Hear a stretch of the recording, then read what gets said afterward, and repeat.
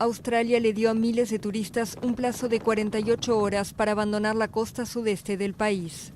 Los visitantes deben partir antes del sábado, que se espera sea un día dramático para los incendios que asolan la región, con ráfagas de viento y temperaturas superiores a 40 grados, condiciones que atizarán el fuego.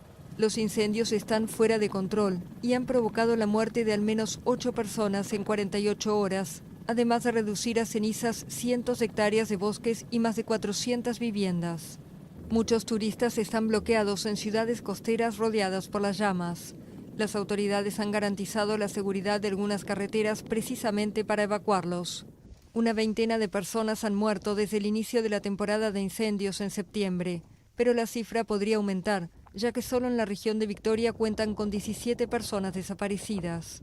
Además, más de 1.300 casas han sido reducidas a cenizas y 5,5 millones de hectáreas han ardido. La crisis sin precedentes ha provocado manifestaciones que piden al gobierno medidas inmediatas contra el calentamiento global, que según los científicos es responsable de que los incendios duren más y sean más feroces que nunca.